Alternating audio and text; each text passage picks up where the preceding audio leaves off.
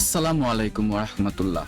জনপ্রিয় সংবাদ মাধ্যম বিবিসি নিউজ বাংলা তারা একটি গুরুত্বপূর্ণ শিরোনাম করেছে যে শেখ হাসিনার দেশে ফেরার কি পথ খোলা আছে। সেটি এই সংবাদপত্র থেকে একদম তারা যেটি লিখেছে সেটি আমি আপনাদেরকে পড়ে শোনাবো। এটি একটি এডুকেশনাল প্ল্যাটফর্ম, এটি একটি ইনফরমেটিভ প্ল্যাটফর্ম। চলুন শুরু করি। বিবিসি নিউজ বাংলা তাদের যে শিরোনামটি করেছে যে শেখ হাসিনার দেশে ফেরার কি পথ খোলা আছে সেটি নিয়ে আপনাদেরকে তথ্য জানানোর চেষ্টা করি। বিবিসি নিউজ বাংলা তারা এই খবরটি প্রকাশ করেছে 15 আগস্ট 2026। তারা লিখেছে যে বাংলাদেশের ক্ষমতাচ্যুত প্রধানমন্ত্রী শেখ হাসিনার ডিসেম্বরের দেশে ফেরার ঘোষণা ঘিরে নতুন করে আলোচনায় ভারত বাংলাদেশ সম্পর্ক। শেখ হাসিনা 2024 সালের আগস্টে ক্ষমতাচ্যুত হওয়ার পর থেকেই ভারতে আছেন এবং তার ঘোষণাটিও এসেছে ভারতের দিল্লিতে এক সংবাদ সম্মেলন থেকে। বাংলাদেশের আপত্তির পরও তার এই সংবাদ সম্মেলন ঢাকায় তীব্র প্রতিক্রিয়ার জন্ম দেয়। এর ঠিক 5 দিন পর বাংলাদেশের প্রধানমন্ত্রী তারেক রহমানের সঙ্গে বৈঠক করতে দেখা যায় ঢাকায় নিযুক্ত ভারতীয় হাই কমিশনার দীনেশ ত্রিবেদীকে। বৈঠকের পরের দিনই তিনি উড়াল দেন দিল্লির উদ্দেশ্যে। দিল্লি পৌঁছে পরের দিন তাকে আলোচনা করতে দেখা গেছে নিজ দেশের প্রধানমন্ত্রী নরেন্দ্র মোদীর সঙ্গে। বাংলাদেশে বৈঠক শেষে দীনেশ ত্রিবেদী ঠিক কি কারণে দিল্লি ছুটে যেতে হলো সেটা অবশ্য পরিষ্কার নয়। আমি আপনাদেরকে পড়ে শোনাচ্ছি বিবিসিতে প্রকাশিত একটি গুরুত্বপূর্ণ বিশ্লেষণ এবং সংবাদ। শেখ হাসিনার দেশে ফেরার কি পথ খোলা আছে। তবে দুই দেশের সম্পর্কের মধ্যে হঠাৎ এই যে এক ধরনের টান পরিস্থিতি, তার পেছনে দিল্লির প্রেস ব্রিফিং এরও যে একটা ভূমিকা আছে সেটা স্পষ্ট। কারণ ওই ব্রিফিং এ বাংলাদেশের ক্ষমতাচ্যুত প্রধানমন্ত্রীর কথা বলেন, কিন্তু সেখানে ডিসেম্বরে ঢাকায় ফেরার যে ঘোষণা সেটা আসলে কতটা সম্ভব, কিংবা তিনি চাইলেই কি ফিরতে পারবেন এমন প্রশ্নও আছে। বিবিসি লিখেছে যে শেখ হাসিনার ঢাকায় ফেরা স্বেচ্ছায় নাকি প্রত্যাবর্তন। চলুন সে সম্পর্কে একটু তথ্য জেনে আসি। শেখ হাসিনার ঢাকায় ফেরার ক্ষেত্রে দুটি বিষয় গুরুত্বপূর্ণ। একটি হচ্ছে তার কাছে বৈধ কোনো পাসপোর্ট নেই, বাংলাদেশ সরকার তার পাসপোর্ট বাতিল করেছে। ফলে পাসপোর্ট ছাড়া তিনি কিভাবে ফিরবেন সেটা একটা প্রশ্ন। আরেকটি বিষয় হচ্ছে শেখ হাসিনার বিরুদ্ধে মানবতা বিরোধী অপরাধের মামলায় আদালত তাকে মৃত্যুদণ্ড সাজা দিয়েছে। তবে তার দেশে ফেরার ক্ষেত্রে এই দুটি বিষয় সরাসরি সেভাবে বাধা নয়। মূল বিষয় হচ্ছে আগামী ডিসেম্বরে তিনি সত্যি দেশে ফেরার চেষ্টা করবেন কিনা এবং তখন বাংলাদেশ সরকার তাকে দেশে ফিরতে দেবেন কিনা। বাংলাদেশ অবশ্য শেখ হাসিনার বিষয়ে আগেই তার অবস্থান পরিষ্কার করেছে। দেশটি শেখ হাসিনাকে ফেরত চেয়ে ভারতের কাছে আনুষ্ঠানিক চিঠিও পাঠিয়েছে, অর্থাৎ বাংলাদেশ সরকার তাকে ফেরত চায়। কিন্তু তার ফেরা কি সুযোগ আছে? এখানেও দুটি পথ স্পষ্ট। একটি হচ্ছে তিনি নিজের সিদ্ধান্তে নিজের পছন্দ মতো সময়ে ভারতের সীমান্ত অতিক্রম করে বাংলাদেশে প্রবেশ করতে পারেন, তবে এটার জন্য তার দরকার হবে বৈধ পাসপোর্ট। পাসপোর্ট না থাকলেও উপায় আছে ট্রাভেল ডকুমেন্ট সংগ্রহ করে সীমান্ত পার হওয়া। তিনি তো বাংলাদেশের নাগরিক, নিজ দেশ ফেরত আসতে চাইলে সেটা তার অধিকার। একই সঙ্গে পাসপোর্ট পাওয়াও তার অধিকার বলছিলেন সাবেক কূটনৈতিক ও বাংলাদেশ এন্টারপ্রাইজ ইনস্টিটিউটের সভাপতি এম হুমায়ুন কবির। তার যদি ভ্যালিড পাসপোর্ট থাকে তিনি সেটা ব্যবহার করতে পারবেন, না থাকলে তিনি বাংলাদেশ সরকারের কাছে ট্রাভেল পারমিটের জন্য আবেদন করতে পারবেন, যে আবেদনের ভিত্তিতে সরকারের সিদ্ধান্ত নিতে হবে। সরকারের সিদ্ধান্ত যদি ইতিবাচক হয় তাহলে তিনি পারমিট নিয়ে বাংলাদেশে আসতে পারবেন, যোগ করেন এম হুমায়ুন কবির। তবে শেষ পর্যন্ত যদি শেখ হাসিনা নিজে ফিরে না আসেন তাহলে আরেকটি উপায় হচ্ছে তার প্রত্যাবর্তন, অর্থাৎ ভারত ও বাংলাদেশের মধ্যে প্রত্যাবর্তনযোগ্য অপরাধের মামলায় অভিযুক্ত বা ফেরার আসামি ও বন্দীদের একে অপরের কাছে হস্তান্তরের জন্য যে চুক্তি আছে সেই চুক্তির আওতায় শেখ হাসিনাকে বাংলাদেশের হাতে তুলে দেওয়া।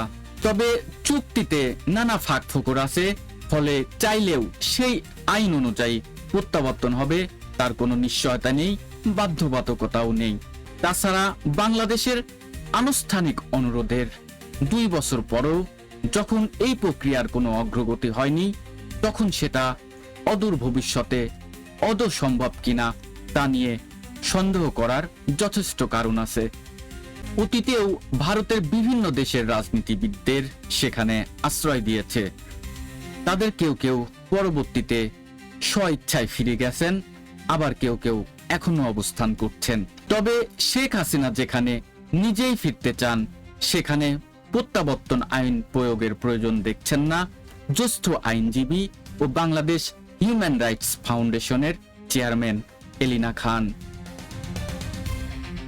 তিনি বলেন, উনি কিন্তু অলরেডি ভারত সরকারের তত্ত্বাবধানে অবস্থান করছেন, এটাকে আমরা জেল কাস্টডি মনে করছি না। এখানে উনি নিজেই প্রত্যাবর্তনের সদিচ্ছা পোষণ করেছেন যে উনি আসতে চান। বাংলাদেশ সরকারও বলেছে উনি আসুক, তাকে ফেরত পাঠানো হোক। তাহলে সেখানে ভারতের কোনো চুক্তি বা এই ধরনের কোনো সমস্যা আছে বলে মনে করছি না।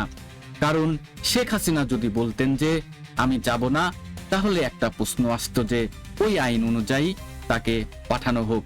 কিন্তু উনিও আসতে চাচ্ছেন, এখানে সরকারও তাকে চাচ্ছে, সুতরাং উনার আসতে কোনো বাধা আছে বলে আমি মনে করি না, যোগ করেন এলিনা। বিবিসিতে আরেকটি অংশ লিখেছে তারা যে শেখ হাসিনা ফিরলে কি হবে। চলুন সেই খবরটিও একটু পড়ে জানার চেষ্টা করি। এটা নির্ভর করছে তিনি কিভাবে ফেরেন তার উপরে।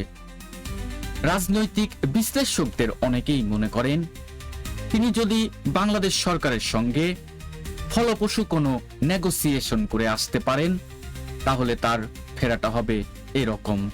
তবে বাংলাদেশের বাস্তবতায় নেগোসিয়েশনের পরিস্থিতি সেভাবে দেখা যাচ্ছে না বলেই মনে করা হচ্ছে। ফলে যদি নেগোসিয়েশন ছাড়াই তিনি দেশে ফেরেন তাহলে সেক্ষেত্রে তাকে ফিরেই আত্মসমর্পণ করতে হবে অথবা গ্রেপ্তার হতে হবে। কারণ মানবতা বিরোধী অপরাধের মামলায় ইতিমধ্যে তার মৃত্যুদণ্ডের সাজা হয়েছে। আইন তো সবার জন্যই প্রযোজ্য, সুতরাং উনি আসা মাত্রই তো উনাকে গ্রেপ্তার করবে। এখানে আরেকটি বিষয় হচ্ছে উনার মৃত্যুদণ্ডের রায়ের বিরুদ্ধে আপিল করার যে সময়সীমা সেটিও কিন্তু অলরেডি পার হয়ে গেছে। সেক্ষেত্রে তো উনাকে প্রথমেই আসলে কাস্টডিতে নেবে, তারপর আইন অনুযায়ী পরবর্তী পদক্ষেপ চলতে থাকবে বলেন এলিনা খান। দেশে ফিরলেই মৃত্যুদণ্ডের সাজার মুখোমুখি কিংবা গ্রেপ্তারের যে ঝুঁকি সেটা নিশ্চিতভাবে শেখ হাসিনাও জানেন। কিন্তু তাহলে তার আসার কথা কেন বলা হচ্ছে? এখানেই সামনে আসছে দল হিসেবে আওয়ামী লীগের অস্তিত্ব সংকটের কথা। বাংলাদেশে দলটির কার্যক্রম ইতিমধ্যে নিষিদ্ধ করা হয়েছে। অন্যদিকে 2024 সালে ছাত্র জনতার অভ্যুত্থানে ক্ষমতাচ্যুত হওয়ার পর শেখ হাসিনা নিজে সহ অন্য নেতারাও পলাতক। ফলে দল বাঁচানোর জন্য শেখ হাসিনা ফিরবেন এমন বক্তব্য আছে দলটির ভেতরে। যদিও তার ফেরার বাস্তবতা দেখেন না রাজনৈতিক বিশ্লেষকদের অনেকেই। শেখ হাসিনাকে আমি আর ওই রকম হেরোইক জায়গাতে দেখতে পাচ্ছি না। যেভাবে উনাকে চলে যেতে হলো, আমার মনে হয় না যে ওই সাহস নিয়ে উনি ফিরবেন এবং আত্মসমর্পণ করবেন, বলেন জাহাঙ্গীরনগর বিশ্ববিদ্যালয়ের নৃবিজ্ঞান বিভাগের অধ্যাপক ও রাজনীতি বিশ্লেষক সাইদ ফেরদৌস। বিবিসি বাংলাকে তিনি বলেন, উনি তো জোর গলায় বলেছেন আইনি পন্থায় এগুলোকে মোকাবেলা করার মতো বাস্তবতা তার নেই। আর বাংলাদেশেও বিচারকে আমরা এরকম পক্ষপাতহীন প্রতিশোধ প্রতিহিংসার বাইরে এসে ন্যায় বিচার আমরা দেখি না। এখানে শেখ হাসিনা নিজেও ন্যায় বিচার করেন নাই, উনি ন্যায় বিচার পাবেন এই ভরসাও উনার নাই, ফলে উনি এখানে আসতে পারবেন না। প্রিয় দর্শক, বিবিসি সেখানে বিশ্লেষণের পাতায় আরো কিছু কথা লিখেছে। যেমন তারা লিখেছে যে শেখ হাসিনা কি চাইলেই ফিরতে পারবেন? চলুন এই ঘটনাটি একটু পড়ে আসি। শেখ হাসিনার আসা না আসার বিষয়টি যে শুধু তার একার উপর নির্ভর করছে তা নয়। বাংলাদেশে যদি সত্যি তিনি ফিরে আসতে পারেন, তাহলে এরপর সেখানকার রাজনৈতিক পরিস্থিতি কেমন হবে সেটার মূল্যায়নও গুরুত্বপূর্ণ। এছাড়া ইস্যুটির সঙ্গে এখন ভারত বাংলাদেশ দ্বিপাক্ষিক সম্পর্কের ভবিষ্যৎও জড়িয়ে রয়েছে। ফলে শেখ হাসিনা চাইলে যে এককভাবে সিদ্ধান্ত নিয়ে ফিরে আসতে পারবেন সাবেক কূটনৈতিক এম হুমায়ুন কবির সেটা মনে করেন না। তিনি বলেন, তিনি তো রাজনৈতিক ব্যক্তিত্ব, কাজেই এই ধরনের রাজনৈতিক ব্যক্তিত্ব যাদের পেছনে লক্ষ মানুষের সমর্থন থাকে, বড় সংগঠন থাকে এবং যারা সামাজিক রাজনৈতিক প্রক্রিয়াকে নিয়ন্ত্রণ করতে পারেন বা ব্যাঘাত ঘটাতে পারেন, এই ধরনের ব্যক্তিদের ব্যাপারে তো একক সিদ্ধান্তের বিষয় থাকে না। অনেক সময় এর সঙ্গে অন্যান্য অংশীদাররাও যুক্ত হয়ে যান। কিন্তু এখানেই তাহলে আবার প্রশ্ন উঠেছে, ভারত কি তাহলে বাংলাদেশের সঙ্গে দর কষাকষি হিসেবে শেখ হাসিনা ইস্যুকে ব্যবহার করছেন? যদি ভারত এটাকে তার দর কষাকষির সুযোগ হিসেবে ব্যবহার করতে চায়, সেটা আমার ধারণা ইতিবাচকের বদলে নেতিবাচক হওয়ার সম্ভাবনা আছে, বলেন মিস্টার হুমায়ুন কবির।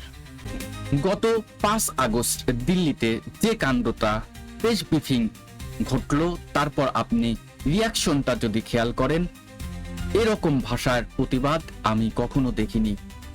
কি রকম বিক্ষুব্ধ হলে এমন প্রতিবাদের ভাষা আসতে পারে, এটা তো সরকারি পর্যায়ে। বিভিন্ন রাজনৈতিক দল যারা আছেন তারাও কিন্তু সব সবর প্রতিবাদ করেছেন। তিনি বলেন, এখানে ভারত দর কষাকষি করছে সেটা বলবো না, শেখ হাসিনার ব্রিফিং করার একটা সুযোগ হয়তো করে দিয়েছে, কিন্তু এই সুযোগ করে দেওয়ায় রিয়াকশনটা আপনি পেয়েছেন। কাজেই এটা কিন্তু একটা ইন্ডিকেটর, এটা বোঝার জন্য যে হায়দার এটা নিয়ে মুভ করতে গেলে কি রকম রিয়াকশন হতে পারে, যোগ করেন এম হুমায়ুন কবির। শেখ হাসিনা শেষ পর্যন্ত কি করবেন সেটা সময়ই বলে দেবে। তবে তার সমীকরণ যেটাই হোক, এটাই স্পষ্ট যে ফেরার সময়সীমা ঘোষণার সিদ্ধান্তে শেখ হাসিনার জন্য নতুন করে একটা রাজনৈতিক ঝুঁকিও বটে। বিশেষ করে ঘোষণা দিয়ে দেওয়ার পর তিনি যদি না ফেরেন, তাহলে সেটা দলকে পুনরুজ্জীবিত করা তো দূরের কথা, বরং সেটা নতুন সংকটের কারণ হতে পারে। দর্শক, আমি আপনাদেরকে পড়ে শোনাচ্ছিলাম জনপ্রিয় সংবাদ মাধ্যম বিবিসিতে প্রকাশিত একটি গুরুত্বপূর্ণ বিশ্লেষণমূলক খবর। শেখ হাসিনার দেশে ফেরার কি কি পথ খোলা আছে সেটি নিয়ে এতক্ষণ আপনাদেরকে পড়ে শোনালাম। দেখা হবে পরে আরো সুন্দর একটি ভিডিওতে। সে পর্যন্ত ভালো থাকবেন। আল্লাহ হাফেজ।